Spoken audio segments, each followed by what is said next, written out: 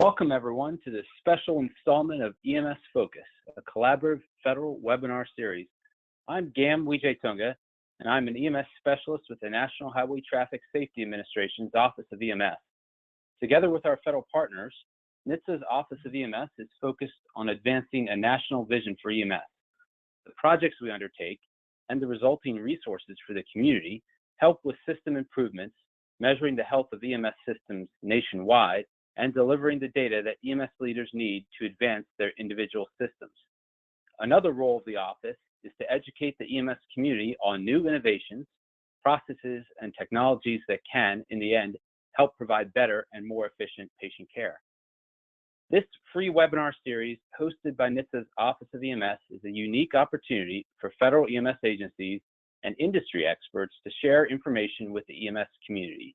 EMS Focus conducts webinars several times throughout the year on issues that are important to the EMS community and provides you with timely information on what federal agencies are doing about them.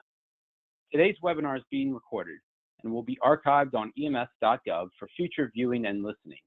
There will be time at the end of the webinar for questions, but please feel free to type questions or comments using the chat feature throughout the webinar. More information on the EMS Focus webinar series can be found on ems.gov. Next slide.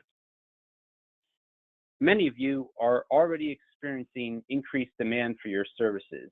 If not, you're preparing for that possibility due to the impact of COVID-19.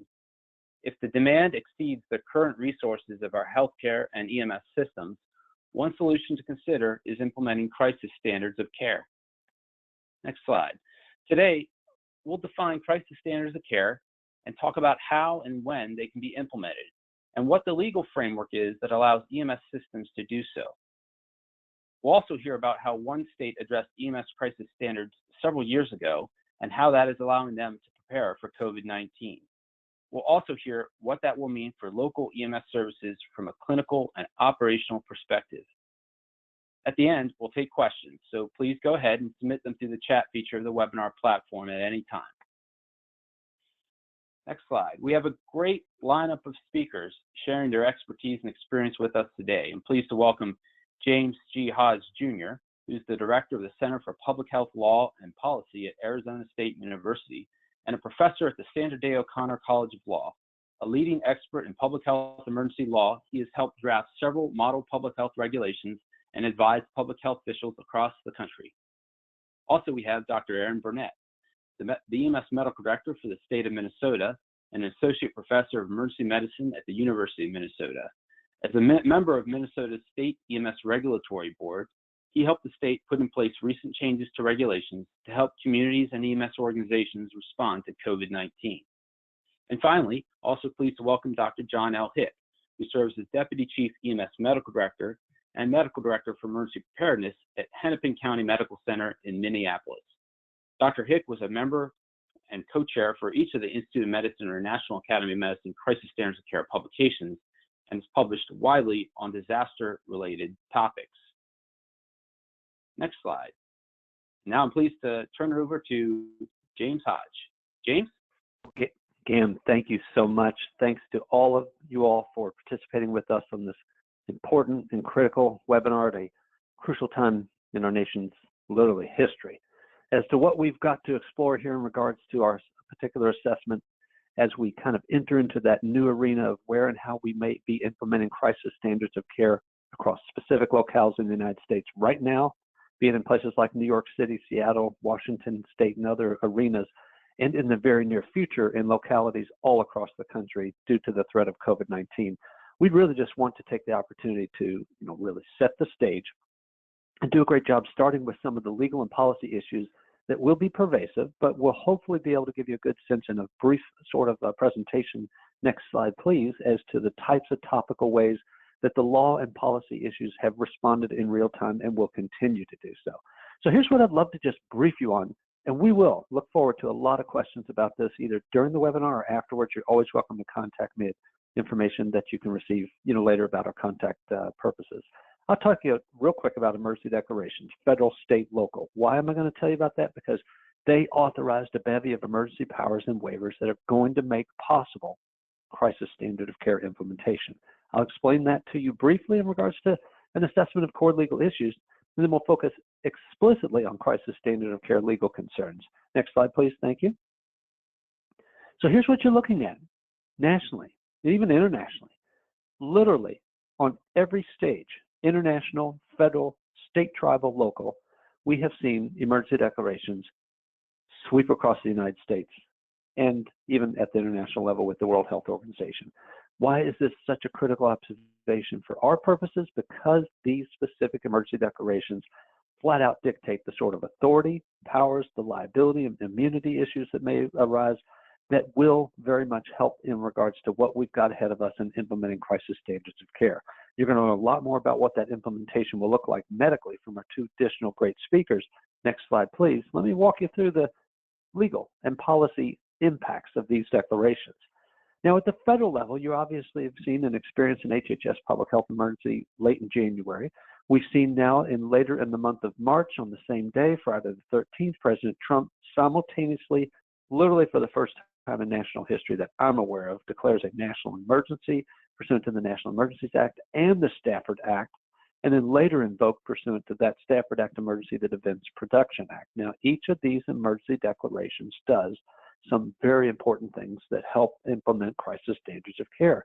Now, you're seeing the White House implement some of those key issues across the whole bevy of federal agencies as well. Next slide. One of the most important observations that I can make legally is what it allows government to do in real time. When there are specific provisions of law that we all can identify and know to sort of implement and to attempt to basically administer in real time during an emergency, will inhibit or prohibit us from making effective specific decisions or moving forward in real time. We have the capacity now, thanks to these emergency declarations, to waive them. And that's what you're seeing CMS, HHS, and others do. Federal agencies across the gamut of different approaches have the capacity now to waive some of these provisions, like EMTALA sanctions for patient relocation, stuff that would stop us from actually deterring away or sending away patients as necessary for COVID-related screening. We have HIPAA privacy rule related waivers, not the entire rule, but key provisions, particularly affecting hospitals. Licensure requirements for healthcare workers. Normally, you've got to be licensed in the state where you're practicing, but to treat Medicare or Medicaid patients. The feds have waived that too. And states have various provisions on licensure reciprocity that come into play there as well. There's participations in, or certain conditions, participation in Medicare, Medicaid, and SCHIP, and even telehealth allowances. Next slide, please. While the Fed's role in relation to implementing crisis standard of care cannot be discounted, they'll play a huge role with this, including potential guidance that may come forth at the national level to help literally set the stage. What you're seeing on screen right now is absolutely unprecedented. I mean, you've never seen this before. It's every single state simultaneously having declared some COVID-related emergency declaration. It could be a public health emergency. It could be an emergency related to disaster like you've seen used in Texas. It could be all the blue states that reflect emergency declarations to the governor. I mean, these are incredible series of empowering type of provisions that allow for a bevy of state powers that will help facilitate and implement crisis standards of care. As seen on the next slide, these powers include a lot of different specific initiatives that are going into place right now. We've allowed for expedited procurements. We're giving and basically effectuating everything in regards to emergency plans to ICS. We're allowing resource allocations. I mean, right now, the sorts of things that can make a difference for even thwarting the need for crisis standard of care. We can move money, resources, and personnel in real time thanks to these emergency declarations. We're engaging in all sorts of licensure reciprocity. We're preventing and setting up testing regimens, creating all sorts of waivers and suspensions of laws at the state level too. Now, what I hope you see in a slide like this is not just exactly how it works in your state. You want to touch base with me or your other legal counsel in that regard for that specific assessment. Just know this: we got options, lots of options, and those options are going to make crisis standard of care possible in many ways. Next slide, please. How you manipulate and work within this arena is what I call legal triage. So our medical colleagues on the call here, or on the webinar here in just a moment, will brief you on medical triage type of issues and decisions. Lawyers are doing the same thing behind the scenes in regards to creating this appropriate legal landscape. It's happening in real time. Next slide, if you would. and it's happening across a wide array of specific topics.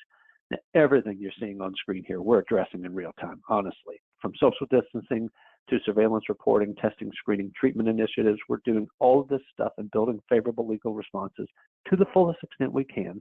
Let's hone in on crisis standards of care. Next slide.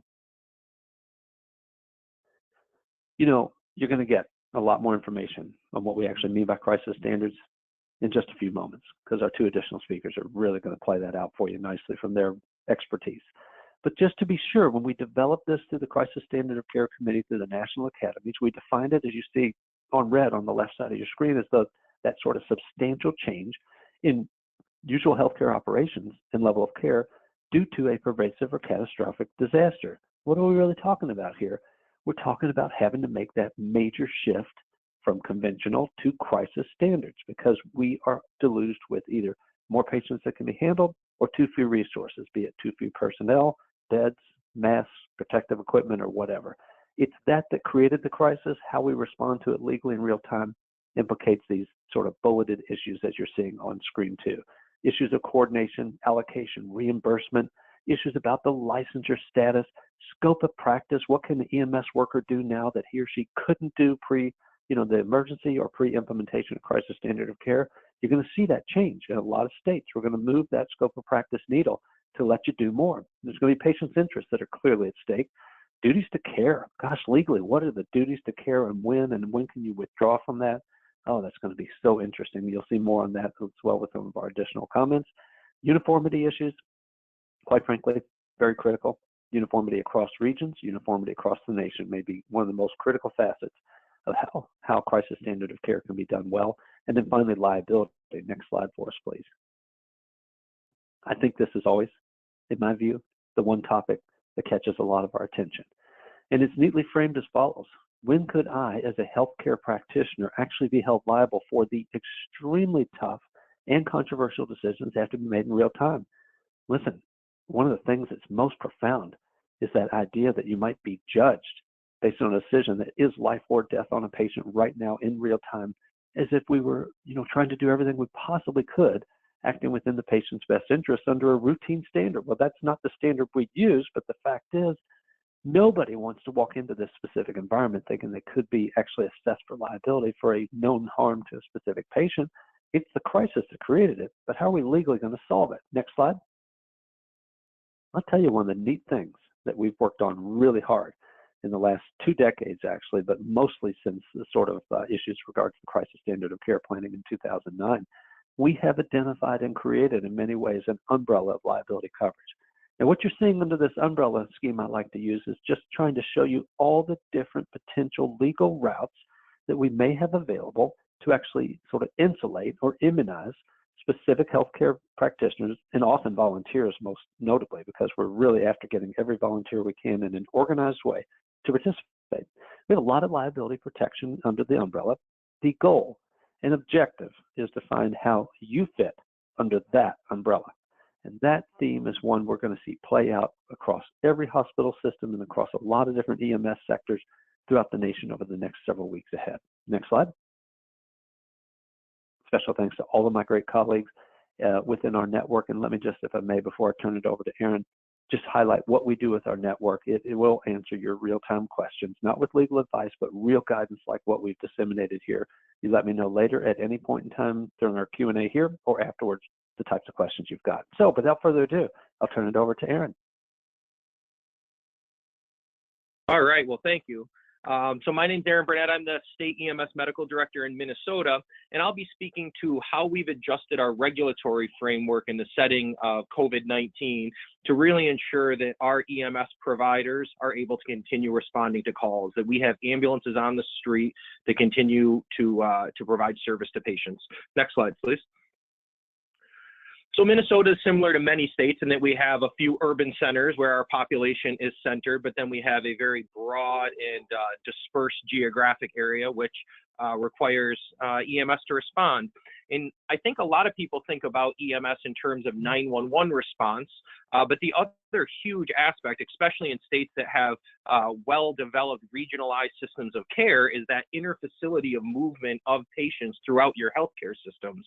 So in Minnesota, we have fairly formalized stroke and STEMI and trauma systems, but we also have more informal systems of care surrounding pediatrics and psychiatric patients, where many of our rural critical access hospitals do not routinely admit pediatric or psychiatric patients, and they rely on EMS to move those patients throughout the healthcare system to regionalized centers of excellence. So when you think of EMS, make sure you're not just focusing on the 911 aspect, you're also thinking about how the movement of patients throughout your healthcare system is really a critical backbone of any regionalized system of care.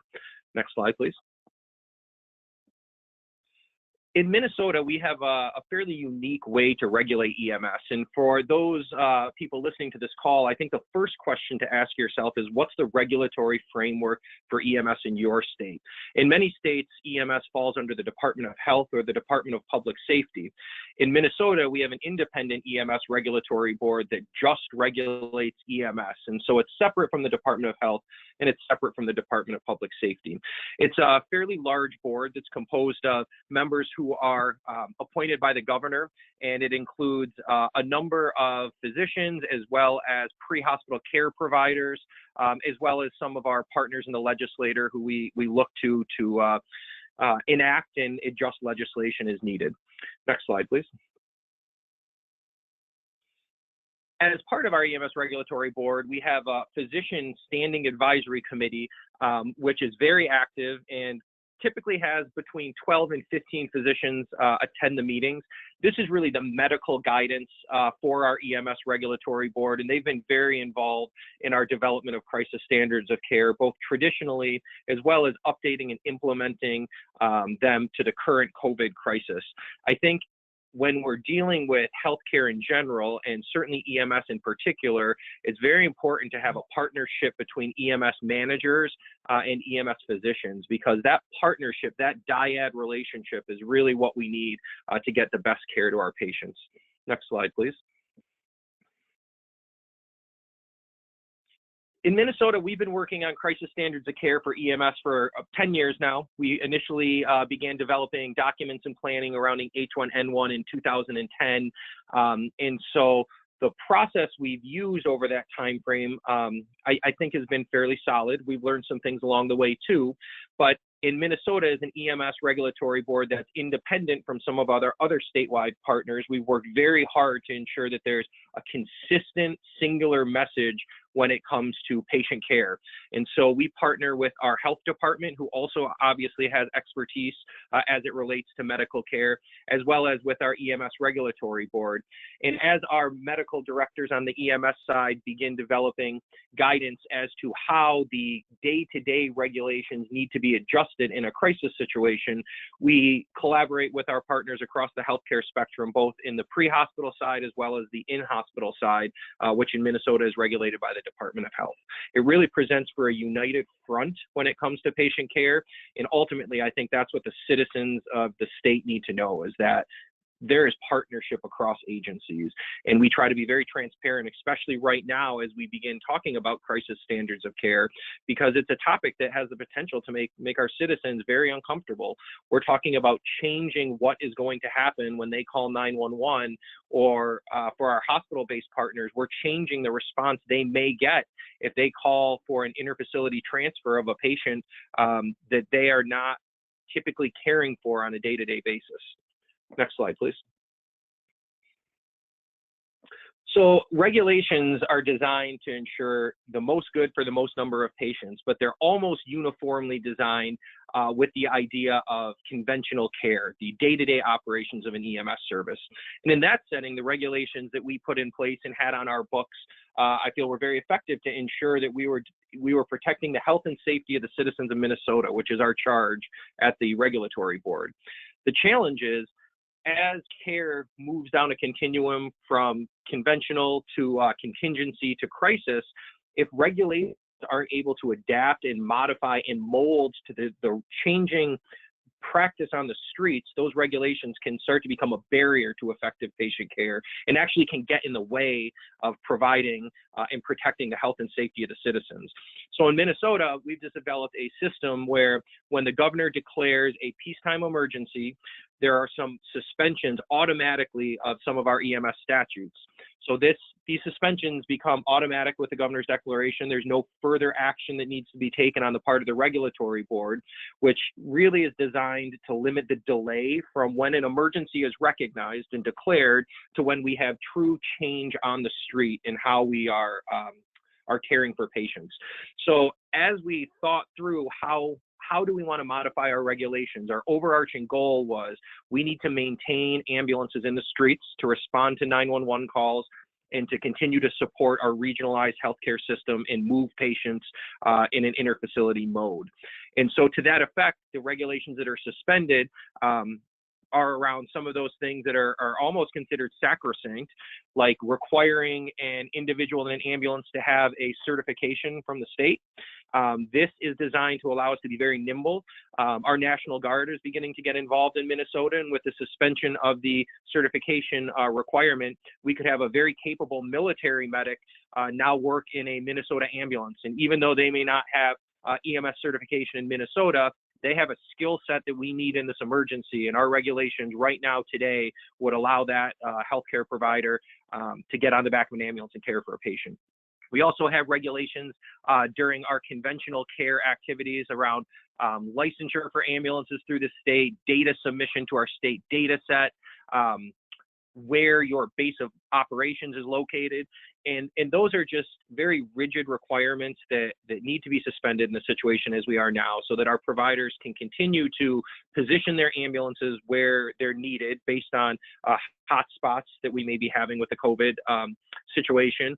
There's also suspension of some of the regulations surrounding support personnel for the ambulance, in addition to the true medical provider. So in our routine operations, drivers of an ambulance need to have completed an emergency driving course, but with the suspension of our current regulations, that's not the case. So an individual with a driver's license would be authorized to use to drive an ambulance.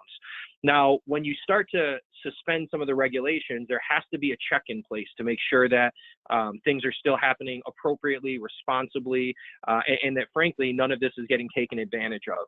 And the way we've addressed that in Minnesota is our state regulatory board has a complaint review panel, which accepts complaints from anyone in the state, be they a citizen, a healthcare provider, an employer. And so that complaint review panel is still functioning at the state regulatory board. And so while we do have suspension of several of these statutes, there is still an avenue and an official mechanism for any of our citizens to voice any concerns that they have. And we have a method to investigate those concerns. And so we're maintaining what we feel is appropriate oversight, while at the same time allowing services the flexibility they need to keep ambulances available to respond to calls. Next slide, please. And with that, I will turn it over to my fellow Minnesotan, Dr. Hick. Thanks a lot, Aaron. Talking to you from across the Mississippi River here in Minneapolis and St. Paul, and appreciate the opportunity to speak to you today. Next slide, please. I'm the Deputy EMS Medical Director for Hennepin Healthcare's EMS service, a very busy urban third service provider, and also have had the privilege in working on a lot of crisis centers of care activities over the years, including with the National Academies of Medicine. So I just wanted to kind of show you a grid about the different functions within our EMS agency and some of the things that we do across that response spectrum for COVID. And I think the main thing here is just what are the functions that you need to make sure are provided by your EMS service. Dispatch, what do you send? How do you staff it? What's the destination? What do you do about left patients, personal protective equipment, and then supplies? And so basically mapping these across the conventional, where it's usual practice, contingency, where we're functionally accomplishing the same outcome, but we're doing it through the use of different techniques than we usually would. And then in crisis, where we really are having to prioritize significantly and do the greatest good for the greatest number. So just draw your attention under send, under the second row there. Normally we might, on a shortness of breath call, we would send fire first response, and then us moving over to in crisis situation, depending on what the complaint was, we might send a community paramedic or a jump car, scheduled BLS provider, even another transport, taxi, Uber, other, or have transport performed by one of our public safety agencies. So just helping our medics and our supervisors understand what the different adaptations that we will use as we get into these different circumstances, and giving them permission to move back and forth, especially during the COVID pandemic. It's likely that we'll be in crisis a good part of the day, but at 2 o'clock in the morning, we may shift back to contingency or even close to conventional operation levels. So these are very dynamic situations, and we need to be able to kind of shift gears back and forth to make sure that we're meeting the best possible resource assignments and allocations that are possible at the time. Next slide, please. So just one example, whenever you put triggers in place or have these phases, people need to understand who can make the decisions and when. And so what we've tried to do is be pretty explicit with our line personnel. And so in real time for our dispatchers, if they're holding emergency calls in queue and there's no mutual aid available, they can notify the duty chief. We'll hold over crews. We'll go to closest hospital destination. So somebody might want to go to the hospital in St. Paul, and they may think that's a better hospital over there, and Aaron and I can disagree about that. But in this case, they go to the closest appropriate hospital, regardless of their insurance or providers. We do that a lot of times during severe weather events up here, like the blizzards that we have every Tuesday. The other thing that we'll start doing is limiting responders by call type. So on a personal injury accident, usually it's police, fire, and EMS. Based on the call information, we might send only fire, and I'll show you an example of that here in a minute. But limiting the response and basically dividing and conquering, and obviously that's not possible in a fire-based system alone, but it might be that you can negotiate with the police department or negotiate other types of responses that can be adapted to send less resources to each response. If we think that this situation is going to last for at least an hour, then we can go to basically a dispatch auto answer. So, anyone who is calling 911 gets a recorded greeting that we are in an overload situation, and that if they do not have a medical emergency, please hang up. And then also get some additional resources on the street, supervisors, physicians, and others to support the ambulances out there by responding to any calls that are appropriate for them. If we can resume normal operations after that, that's great. If not, on to the next slide, please. Then we get into our crisis mode, which is once a medical director is contacted, we will activate additional discretionary left protocols. We can batch transport. Essentially, you pick up one patient, they're not that sick, there's another call in the area, and you go on that one too, and you take both patients to the closest hospital. We can also limit responses based on the availability, whether or not the patient has private transport or whether their complaint is such that it requires an ambulance transport versus potentially being passed along to a physician or nurse screening. We may also be able to coordinate alternate transportation for them, and then for any cardiac arrest response for VF resuscitation only, 3 shocks and done. And if we needed further triage of calls beyond that on an ongoing basis, we do have the ability to implement real-time MD review, subject to the resources of the MDs being available if we are being used in other ways on the street, and then basically walk backward up this algorithm back up to normal operations. And as I mentioned, that may occur fairly frequently over a 24-hour period. So next slide, please.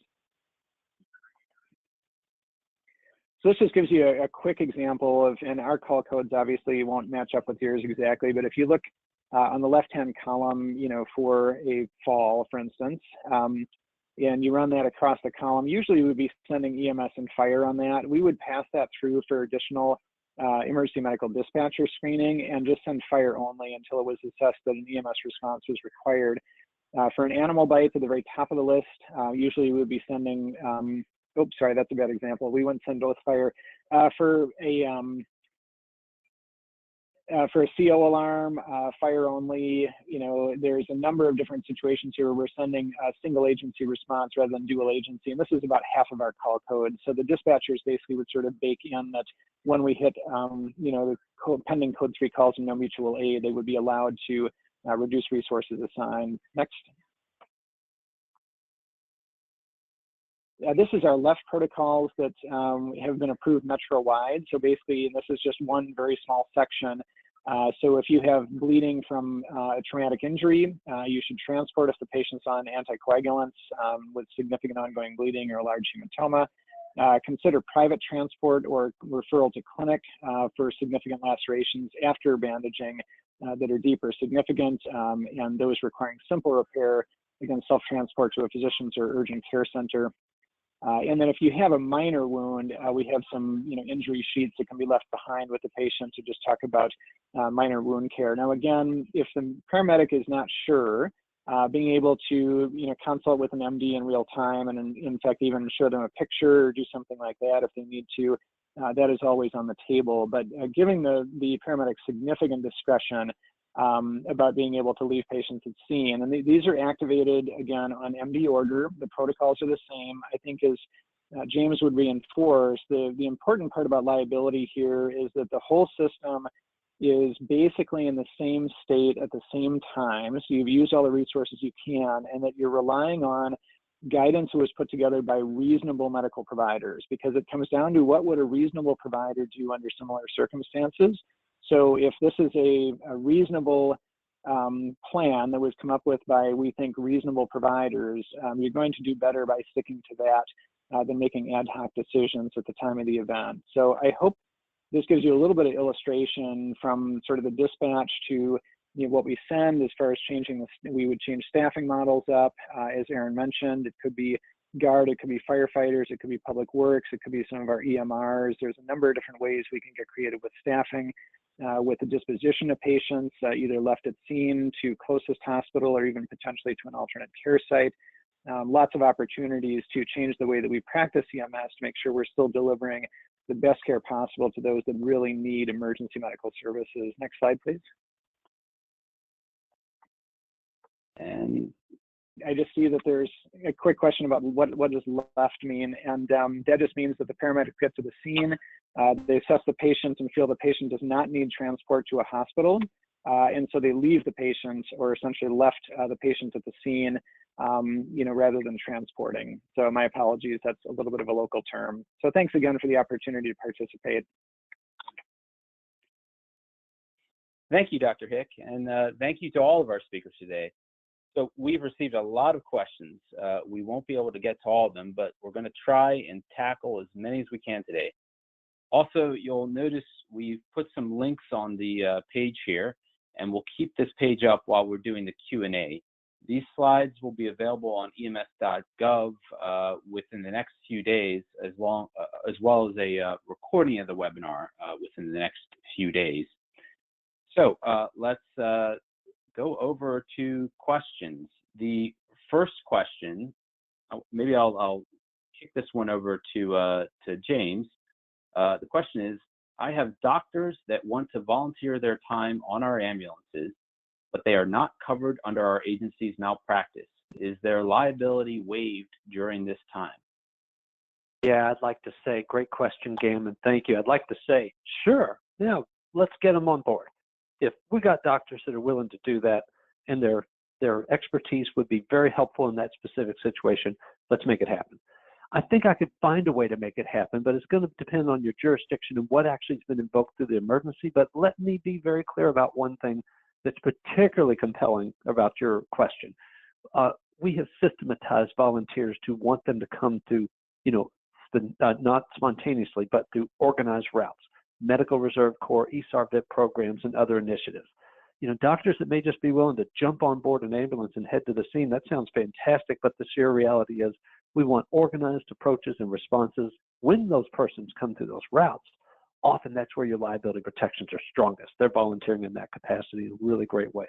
So while I think there may be a route for protecting doctors in that environment, that we want to see a specific jurisdictional way to craft it under the umbrella as I discussed. Thank you. Thanks.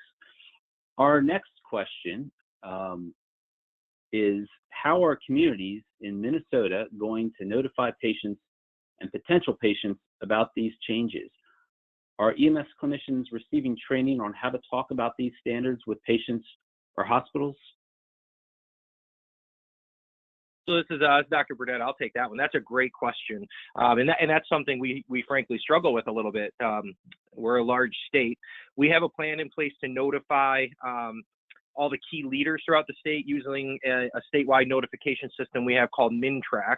And so what we've discussed is when an EMS service makes the decision that they are now in a crisis situation, as per the documents Dr. Hick showed, they would notify their dispatch, and that dispatch would then reach out and send what's called a MinTrack page, which would notify all the key players throughout state government that this has happened. But I do agree that getting that messaging directly to the citizens is a little bit of a work in progress right now. We've tried to discuss this very openly in public forums, and it's in meeting minutes for our regulatory board, but I think we all know that's not where most people are going to go to get their information. So I will say that is a work in progress, but that is certainly something we recognize we need to put some attention towards. I think too, Gam, John Hick jumping in here, we had a press conference with Minneapolis Fire and Minneapolis Police last week to basically introduce this concept and say that, during COVID-19, the pressures on the system may be significant, and that our response protocols will change to try to do the greatest good for the greatest number that we can. And so understand that the services that you receive from police, fire, and law enforcement will need to be prioritized. So we're starting to get that message out there and help people understand the system they have today is not necessarily the system they're going to have in a few weeks. Thank you, gentlemen. Our next question. After 9/11, NIMS was developed and implemented. Would you have the opinion something similar be developed and applied for better preparedness for a pandemic response? Gam, John Hick here. I'm not exactly sure how to respond to this question, because certainly incident management is a set of principles that apply to any event, including, I'm in the state EOC here in Minnesota, and we're working, within those same NIMS constructs. Now, do we need to be better prepared for pandemic responses in the future? Absolutely. The fact that we haven't made the progress we need to make with the way we deliver healthcare in this country, and what not only EMS does, but how we do medical visits, and our supply chains and our preparations from, whether it's ventilators and, drugs, antivirals and other things is pretty inexcusable. So no matter what happens out of this event, let's not get caught in the situation that we are in now, where we are struggling to catch up with the testing and the resources and the communications and the fundamental understanding of how COVID behaves in patients from a clinical standpoint that we are now. That's what I would say for the future. Thank you, John. Our next question. How can we legally defend moving between standards of care based on time of day instead of a set standard until the disaster resolves? Well, Great question. To be clear, Go ahead, John. Yeah, when I talk about time of day, as far as us shifting back and forth between contingency and crisis, it is, your standard of care is always based on resources available. So if I said that we could have anybody drive, the ambulance at any time, and during the period of a disaster, which affected, as Aaron says, different parts of the state at different times with different intensities, it doesn't make any sense if my community has resources at a given time that we wouldn't offer those resources in the normal way to somebody with chest pain, to somebody with shortness of breath. So to me, the whole thing about crisis standards of care is being accountable to providing a proportional amount of resources to the patient that you have. And so if you have the resources and it's not something that's going to go away, like an ambulance, then we owe it to our citizens to give them the best response possible at the time. And that might be different at 2 o'clock in the morning than it is at 2 o'clock in the afternoon. Great question and response, John. Excellent. I'll add one thing to it. This is James Hodge with just one observation that may help as well.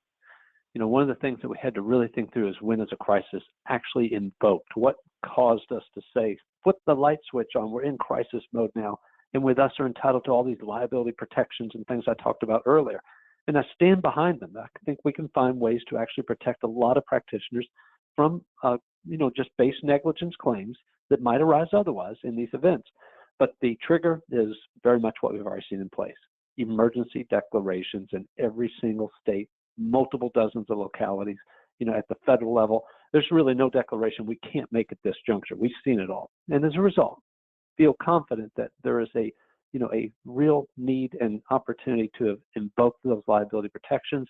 We still want to see how they craft out for a particular practitioner in a particular setting, but there's as wide a scale of what's available right now as you'll ever see in response to a major pandemic of this nature. So on to our next question. There was I think a follow-up question to Dr. Hick on left patients, and the question is, what discretion does the EMS provider have if the patient insists on being transported for a very minor complaint? It's a great question, and generally speaking, the requirement there is subject to our county Ordinance 9, which requires EMS transport for someone that calls 911 and desires transport to the hospital. However, we have asked, and the county has agreed that they will suspend Ordinance 9, during disaster declaration as required based on our resources. So we will be, as we get deeper into this, we will be asking them for suspension of that ordinance, and that will allow us to basically extend medical director authority to say that the paramedics have provided a screening examination and do not feel that the person needs to be left. Generally, if the person insists, they will probably contact online medical control and just to verify that they are appropriate to leave the person, which gives us further legal footing to be able to say that a physician was involved with their evaluation and the patient did not require transport. Okay, thank you, Dr. Hick. Our next question, is there protective legislation that actually speaks to getting sued in the first place, even if the declaration is somewhat protective against a tort claim? Even winning a suit is exhausting. Do all claims get their day in court sometime after the disaster is over, or can judges throw them out quickly? Oh, nice question, Gam. Thank you, and a really good one. I wish I'd made this point earlier and better, but I'll make it now. And here it is. What you're really after in the gold standard. If you want to be able to protect or practice, what we're doing in regards to crisis standard of care implementation without the specter of liability hanging over you, you want basically that sort of gold standard total immunization. Just walk out of court. You really cannot get me because I've got total immunization. There are some federal and state laws that do provide that level of protection, often for volunteers, again, because why? We're trying to incentivize them to even participate in these emergency response efforts. So we're going to give them a gold standard sort of initiative. Those do exist. Those are very specific. And again, be happy to communicate if you email me separately, what and how those might look. But most of them actually would allow for some assessment of what potential liability may be there, and then simply you're indemnified as a result of any particular claim. But you are looking for, and if you can find that particular gold standard, then you do have a chance to say this liability claim can't stick. It really cannot come into play here at all. I'm immunized as a response to the crisis standard of care issues. One quick observation, and I'll be brief on this. Hey, we're talking about ordinary negligence here. None of these liability protections, none really across the board, would protect anybody who engages in what we call gross negligence or something that's willful or wanton misconduct, criminal misconduct. I mean, that's not protected at any point in time in any scenario. But the typical things that you might be classifying as a negligent act or a negligent decision, many of these emergencies pursuant to these laws I've mentioned might be protected. Thank you, James. So our next question goes back to emergency vehicle operator requirements and waiving those requirements that was mentioned earlier. The question is, how can you assure that anyone with a license can drive an ambulance, that allowing them to drive lights and sirens endanger the public? That's a great question. This really gets to the heart of the issue. Regulations are put in place and they're designed in a very thoughtful, fairly slow legislative process to keep the citizens safe. So if we're going to suspend or alter those regulations that went through a very deliberate legislative process, we need to make sure that we are improving the care that's being delivered to the citizens, not detracting from it. And so one of the things that our suspension of statutes does not do is it does not suspend the responsibilities of the EMS service medical director. So every EMS service in Minnesota is required to have a physician medical director, and none of the statutes that are suspended affect that. So there is still a physician medical director who has oversight for each EMS service and who still has to take responsibility for the decisions that are being made. So we are not eliminating accountability at all in loosening our statutes. What we are doing is we are giving local EMS service medical directors the ability to be flexible in how their judgment sees fit to deliver the best medical care to the people in their citizens, in their city. And their city could be 6 hours from St. Paul. So what we've tried to do is give that local medical director, who continues to have all the responsibilities in statute that they had before the emergency declaration, we just give them flexibility to improvise how they will in their service. So it is not an abdication of responsibility. It is just a loosening of requirements. And just to tag on to what Aaron was saying, our plans don't involve any of our supplemental drivers driving code 3. We basically staff the ambulance with a paramedic that drives, red lights and siren if indicated to the scene. And then if we had a firefighter, EMR, National Guard, and again, we would not just put them in an ambulance and have them drive that. Either they know how to drive emergency vehicles like the firefighters, they can drive military vehicles. We train our EMRs to operate the ambulance, but the expectation would be it might be code 3 out with one of our staff paramedics driving, but it's going to be code 2 to the hospital, kind of regardless of what the situation is, just balancing that risk and benefit. Great, thank you, gentlemen. The next question coming up in the queue, are there crisis standards of care for mobile integrated health and community paramedic programs in Minnesota? And follow-up, also, what roles can mobile integrated health and community paramedicine play in helping implement crisis standards of care?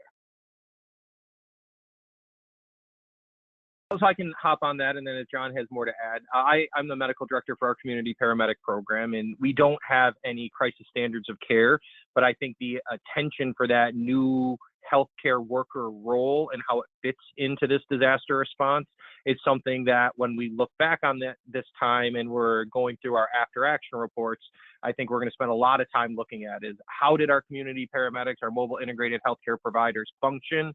How can they function differently in the future? But this is one of the unique things to this disaster. This is really the first time we've had this mobile integrated healthcare as part of our pre-hospital workforce. And I'll just say from our community paramedic standpoint, we are busier than ever because our CPs are actually engaged going to long-term care facilities now more. They're going to shelters more because some of that population is not willing to come to the emergency department because they're worried about catching COVID-19. We're working pretty aggressively with our long-term care facilities to have our community paramedics actually go out to collect testing specimens so we don't have to move those residents, and also considering doing some additional integrative activities with long-term care facilities where we're bringing more care to the patient rather than bringing the patient to the hospital where they may get exposed and then bring that disease back to their long-term care. So a tremendous role here, I think, for community paramedicine, and a very broad role for EMS to play, whether it's on the streets or providing supportive care in the hospitals. And honestly, we're stuck in a dilemma when we have a COVID positive provider. They may have mild illness, but I can't put them back in the box because I can't choose the patients we're going on, whether they're COVID positive or COVID negative, but I can put them to work if needed in a COVID positive cohorted area of the hospital. So making sure that if that's an option for you, that you kind of work through those things with your hospital to make sure the privileging at the hospital would allow that and allow them to practice up to skill level. The other thing I'll mention is there's a tremendous difference. I presented a little bit of an urban framework here, but there's a tremendous difference between rural and urban services. If you double a rural call volume, that is fairly negligible. If you double an urban call volume, it's catastrophic. At the same time, if you increase the number of critical care referrals from a rural hospital into a tertiary care center, you may be taking a crew out, for 6 hours, several times a day, which when you've only got one truck that's staffed, that's not going to work very well. So I will say that our The link there for Minnesota EMS considerations on the questions page, that gets into a lot of distinction between urban and rural challenges and some of the potential solutions when you don't have an emergency medical dispatcher and other potential applications. So I'll just draw your attention to that resource. Great, thank you. Our next question, does the Federal Disaster Declaration impact EMTALA rules? Does it? Yes, it does. And I believe I got that last part of the question is, does something the president's done impact EMTALA, which is, of course, the federal act that requires screening and stabilization of any emergency patient that arrives at the hospital, irrespective of their ability to pay. And so with that said, it does impact it, and here's how. It got waived. Not entirely, not for everybody, but for hospitals on the front lines experiencing early crisis standard of care initiatives, they have specific waivers of EMTALA that have been allowed pursuant to, actually it's the Public Health Emergency Declaration coupled with the National Emergency Act Declaration by the President that allowed for that. There's a little more information on our network website about that, but to be sure, send me a quick email and I'll give you more feedback about what EMTALA waiver means and how extensive it may go through HHS Secretary. Thank you, James. So we have a few minutes left. Maybe if I could just ask each of you for some closing thoughts based on your presentations and some of the questions we've gotten today. I'll pause for a second so you can collect your thoughts, and then maybe just in speaker order if you want to kick things off, James. Great, Gam, thank you. Listen, we've been thinking about this big event, this horrendous pandemic potential for decades. And it's here. We're literally facing it as a major threat. All I can say in relation to a closing thought right now is what John and others are, really saying in regards to some of their questions and responses here is that you may have planned for this well in advance, and you might not have. But the time is still right to do the smart planning right now. Watch what's happening in New York if you're not there directly. If you're in New York, pay very close attention to the changing norms. And just understand you've got all these legal levers and options available to you to facilitate crisis standards of care. Don't let legal intervention stop you from doing what you need to in regards to making tough choices for the benefit and interest of the patients and the public's health. The options are there. Keep us posted on where and what sort of strategic interests you may need to think through real time, and we'll be happy to help you. So thank you, Gam, and I'll turn it over to Aaron, perhaps. Yeah, thank you. I think my closing thoughts from the regulatory perspective are, if you can identify regulations in your state that right now are impeding your ability to respond to this pandemic, it's a good time to reach out to your colleagues in the legislature, because I think people recognize the severity of the situation we're in. I would encourage you to leverage your physicians in the state.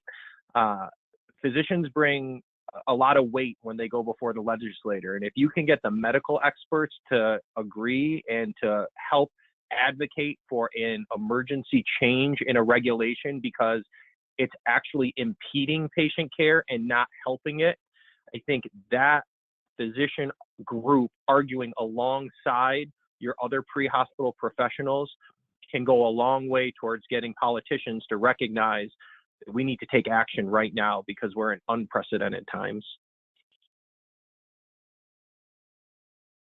Thanks, Aaron. I would just second that the regulations and the declarations and governor's orders all should be in service of support of what you need to do on the streets to cope with the volumes and cope with provider illness that may happen over the next weeks to months. And just thank you to all of those from EMS. You are on the front lines. You are risking a little to save a lot out there. Because we're under a lot of stress, all of us are, personal and professional, there's going to be a lot of cognitive load. With that comes, problems with problem solving. You're going to decrease your ability to problem solve a lot. So that's why it's really important for medical directors and supervisors and directors to put the tools in the medics' hands now so that they can make the choices when they need to. Give your line personnel fairly clear-cut triggers for when they may or may not take actions, and give them, basically job action sheets or a playbook or other information to work off of so they are not making up solutions at the time. You want to be as thoughtful about this as you can and implement what you need to do to keep your system afloat. Do the greatest good for the greatest number that you can. And again, thanks for all you do out there every day. Thank you, John. And thank you, James, and thank you, Aaron. So we're just about out of time. I want to send a thank you again to all of our speakers and to everyone that was able to join us today. We know it's an extraordinarily busy time for all of you, and we really appreciate all you're doing for your communities across the country. Please visit our new COVID-19 resource page on EMS.gov for the links to the latest information for EMS organizations and clinicians. And be sure to sign up to receive email updates from the NHTSA Office of EMS and our federal partners across the government if you haven't done so already. Thank you again. Stay safe. Enjoy the rest of your day.